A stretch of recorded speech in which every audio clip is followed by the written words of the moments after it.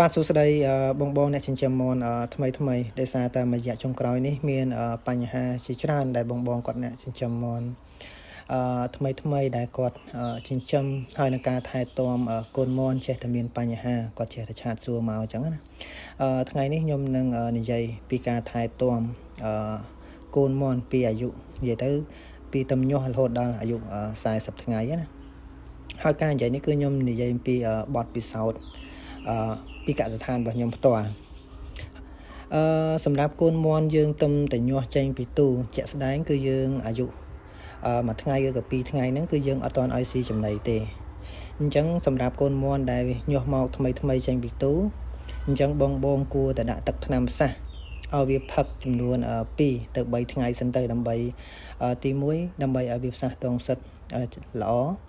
ទី2គឺការពារការលាកពោះវៀនហើយចំណុចបន្ទាប់មកទៀតគឺយើងចង់និយាយអំពីការធ្វើវ៉ាក់សាំងការធ្វើវ៉ាក់សាំងជាក់ស្ដែងនៅលើកន្លែងបត់ពិសោធន៍របស់ខ្ញុំនៅកសិដ្ឋានរបស់ខ្ញុំណាខ្ញុំធ្វើវ៉ាក់សាំងញូកាសហើយនឹងផ្លូវដង្ហើមហ្នឹងគឺខ្ញុំធ្វើនៅអាយុពីចន្លោះពី3ថ្ងៃទៅ7ថ្ងៃហើយសម្រាប់វ៉ាក់សាំងហ្គោបរ៉ូហើយនឹងវ៉ាក់សាំងជូអុតគឺខ្ញុំធ្វើថ្ងៃជាមួយគ្នានិយាយទៅណាខ្ញុំធ្វើនៅចន្លោះពីអាយុពី12ថ្ងៃទៅ15ថ្ងៃហើយសម្រាប់ការរំលឹកវ៉ាក់សាំងញូកាសលើកទី2គឺខ្ញុំធ្វើនៅចន្លោះពីអាយុ18ថ្ងៃទៅ25ថ្ងៃអញ្ចឹងណាហើយសម្រាប់វ៉ាក់សាំងអាសន្នរោគលើកូនមាន់គឺខ្ញុំធ្វើនៅចន្លោះពីអាយុ35ថ្ងៃទៅ40ថ្ងៃហើយសម្រាប់ការតម្លាក់សត្វល្អិតគឺយើងធ្វើនៅចន្លោះពីអាយុ40ថ្ងៃទៅ60ថ្ងៃហើយរាល់នៅពេលដែលយើងធ្វើវ៉ាក់សាំងគឺជាក់ស្ដែងគឺយើងត្រូវប្រកាសថាមាន់ដែលយើងបានធ្វើវ៉ាក់សាំងនេះគឺវាមានសុខភាពល្អបើសុខភាពអត់ទាន់ល្អទោះជាយើងដល់ថ្ងៃយើងធ្វើវ៉ាក់សាំងក៏ដោយក៏យើងអត់ត្រូវធ្វើដែរយើងអាចព្យាបាលវាសិនទៅហើយចាំយើងប្រើថ្នាំវ៉ាក់សាំងហ្នឹងទៅហើយសម្រាប់មាន់សាច់គឺខ្ញុំធ្វើតែប៉ុណ្្នឹងទេគឺចប់ហើយណាអានេះខ្ញុំនិយាយអំពីវ៉ាក់សាំងទី2គឺខ្ញុំនិយាយអំពីកម្ដៅកូនមាន់កម្ដៅកូនមាន់បើយើងនិយាយពីសប្តាហ៍ទី1កូនមាន់យើងអាយុពី1ថ្ងៃទៅ7ថ្ងៃណាកម្ដៅយើងអាចដាក់ពី35ទៅ37អង្សាសេបានអាយុពី7ថ្ងៃទៅ14ថ្ងៃយើងអាចដាក់ចន្លោះពី34ទៅ35អាយុពី14ថ្ងៃទៅ21ថ្ងៃយើងអាចដាក់ចន្លោះពី32ទៅ34ឬក៏កម្ដៅពេលខ្លះយើងអាចដាក់បន្ថយទៅតាមស្ថានភាពជាក់ស្ដែងទៅតាមអាកាសធាតុដែរបើសិនជាអាកាសធាតុត្រជាក់ឬក៏ក្តៅយ៉ាងម៉េចគឺយើងត្រូវមើលតាមស្ថានភាពជាក់ស្ដែង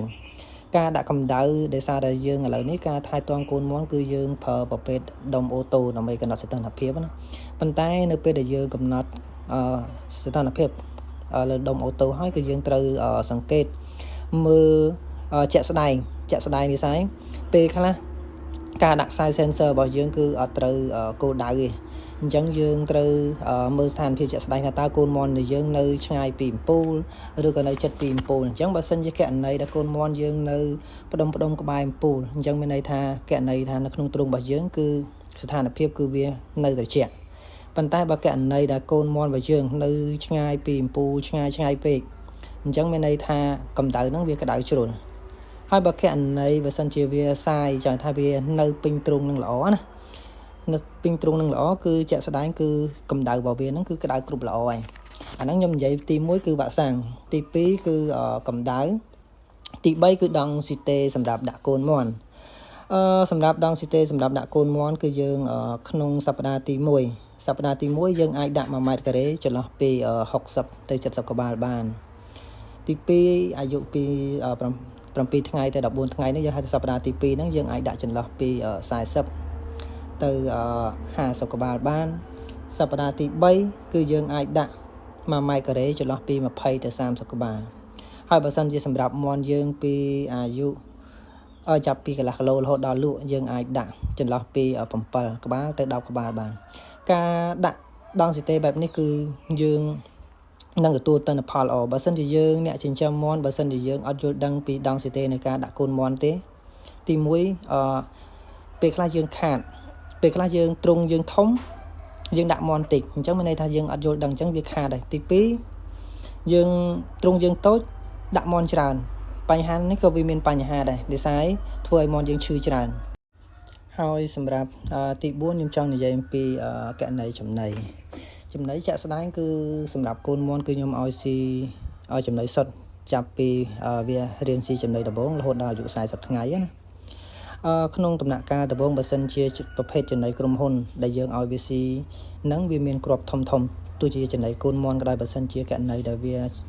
មានគ្រាប់ធំគឺយើងអាចបុកឬក៏កិនឲ្យវារៀនឲ្យវាស៊ីណារៀនឲ្យវាស៊ីឲ្យរយៈពេល3ថ្ងៃទៅ5ថ្ងៃទៅនៅពេលដែលវាចេះស៊ីចំណីស្និទ្ធហើយយើងអាចឲ្យវាស៊ីជាចំណីគ្រាប់ធំនឹងបានហើយសម្រាប់កូនមាន់ដំបូងនិយាយទៅសប្តាហ៍ទី1យើងអាចដាក់ឲ្យវាស៊ីចន្លោះពី3ដងទៅ5ដងទៅក្នុងមួយសប្តាហ៍ណាការដោះដូរ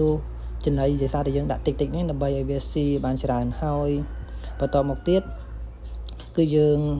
អាយុវាកាន់តែធំអញ្ចឹងយើងអាចដាក់បន្ថយវាត្រឹម3ដងទៅ4ដងទៅអញ្ចឹងចាប់ពី21ថ្ងៃរហូតដល់លក់គឺយើងអាចដាក់ចំនួន12ដងទៅបានហើយអញ្ចឹងការដាក់ចំណីបែបនេះនិយាយទៅគឺវាងាយស្រួលនិយាយទៅណាហើយយើងនឹងតាមដានមាន់របស់យើងតាមជាក់ស្ដែងទៀតហើយចំណុចទី5ហ្នឹងគឺយើងចង់និយាយពីការបិទបាំងទ្រុងហ្នឹងឯងកណីចុងក្រោយហើយនឹងការធ្វើជីវសុខភាពណាការធ្វើជីវសុខភាពគឺសម្រាប់កូនមាន់គឺខ្ញុំអាសាធ្វើនិយាយទៅ2-3ថ្ងៃគឺខ្ញុំធ្វើម្ដងជីវសុខភាពនេះគឺយើងមិនមែនសំដៅទៅលើការដាក់បាញ់ថ្នាំសម្លាប់មេរោគម្ដងទេសម្រាប់តាំងពីការលាងសម្អាតកតោទឹកកតោចំណីហ្នឹងគឺយើងមើលតាមស្ថានភាពជាក់ស្ដែងស្នុកចំណីហ្នឹងយើងអាចមើលតាមភាពជាក់ស្ដែងទៅប៉ុន្តែកតោទឹកជាក់ស្ដែងគឺយើងអាចធ្វើវាមួយថ្ងៃ2ដងបើសិនជាយើងអត់មានពេលទេយើងអាចធ្វើតែម្ដងទៅក៏បានដែរហើយកណីចុងក្រោយហ្នឹងគឺទ្រុងបើសិនជាបងយល់ដឹងពីការសាងសង់ទ្រុងគឺសម្រាប់ការថែទាំកូនមាន់គឺអត់ទៅមានបញ្ហាទេដោយសារតែទី1យើងត្រូវដឹងពីតម្រូវការទ្រុងឲ្យបានជាក់លាក់ថាធ្វើម៉េចដើម្បីឲ្យទ្រុងមាន់របស់យើងនឹងមានភាពកក់ក្ដៅល្អបើសិនជាយើងអត់យល់ដឹងពីកម្ដៅកូនមាន់ហើយនឹងទ្រុងសម្រាប់កូនមាន់មួយទេគឺដឹងតែមានបញ្ហាហើយបាទបងប្អូនទាំងអស់គ្នាហ្នឹងហើយវីដេអូសារនេះប្រហែលជារៀងវែងតិចហើយប្រហែលជា7-8នាទីដោយសារនេះខ្ញុំចង់និយាយរៀបរាប់តាំងពីការថែទាំកូនមាន់ពីញាស់រហូតដល់អាយុ40ថ្ងៃពីកសិដ្ឋានរបស់ខ្ញុំណាបើសិនជាបងណាដែលគាត់មានចម្ងល់ឬក៏មានបញ្ហាអីគាត់អាចសួរព័ត៌មានជាមួយខ្ញុំបន្ថែមទៀតទៅនៅពេលណាដែលខ្ញុំទំនេរទៅខ្ញុំនឹងព្យាយាម